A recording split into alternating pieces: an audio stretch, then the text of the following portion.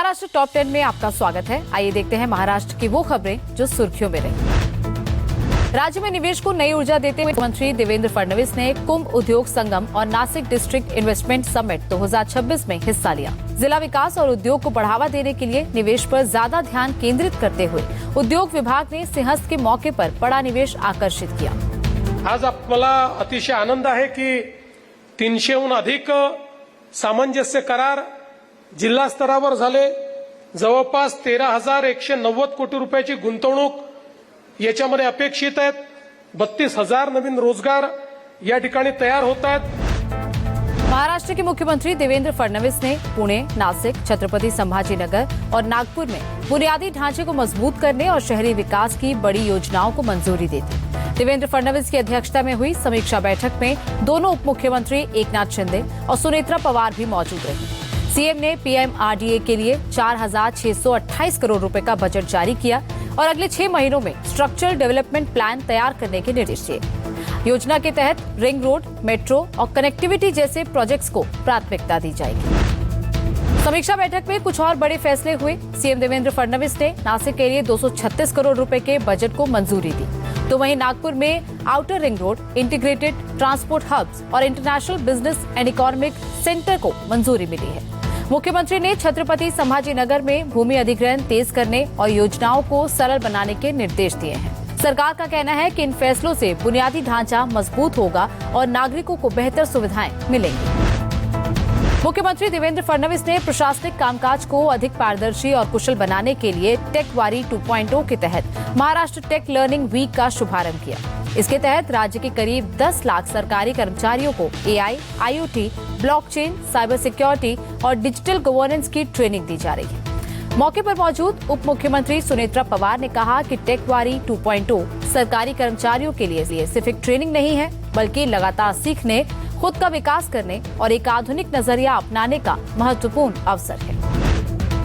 महाराष्ट्र के प्रमुख तीर्थ स्थल पंढरपुर के समग्र विकास और कायाकल्प के लिए 4,150 करोड़ रुपए के मेगा प्लान को मंजूरी दी गई है। तीर्थ क्षेत्र विकास शिखर समिति की बैठक में शामिल हुए सीएम देवेंद्र फडणवीस ने 30 महीनों के भीतर काम पूरा करने का निर्देश दिया है। योजना के तहत सड़कें, घाट, पार्किंग और आधुनिक सुविधाओं का विकास किया जाएगा ताकि श्रद्धालुओं को बेहतर सुविधाएं और सुरक्षित माहौल मिल सके।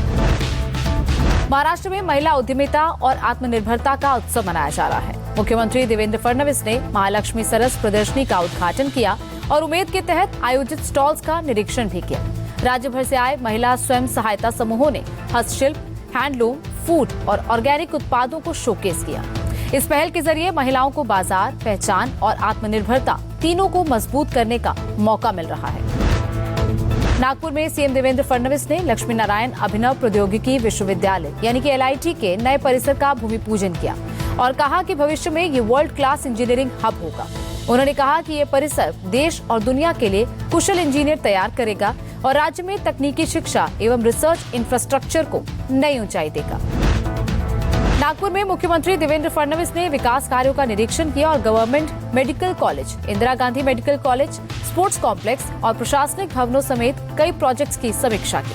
मुख्यमंत्री ने निर्देश दिया जहां भी कमियां हैं उन्हें तुरंत दूर किया जाए।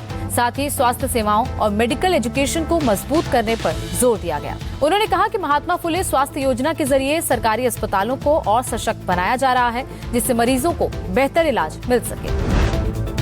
मुंबई में अर्बन डेवलपमेंट को लेकर अहम समीक्षा बैठक हुई। सीएम देवेंद्र फडणवीस ने केंद्रीय मंत्री पीयूष गोयल की मौजूदगी में हाउसिंग स्टॉक के बेहतर उपयोग के लिए पॉलिसी बनाने के निर्देश दिए ताकि प्रभावित लोगों को समय पर आवास मिल सके। साथ ही लैंड मैनेजमेंट, लंबित मामलों को फास्ट ट्रैक करने और अस्पतालों की सुविधाएं सुधारने पर जोर दिया गया।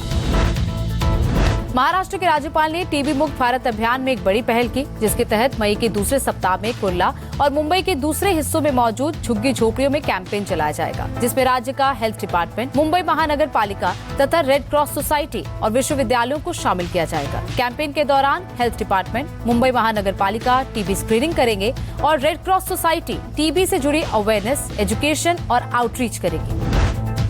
महाराष्ट्र टॉप 10 में फिलहाल इतना ही। हम फिर हाजिर होंगे महाराष्ट्र की नई खबरों के साथ।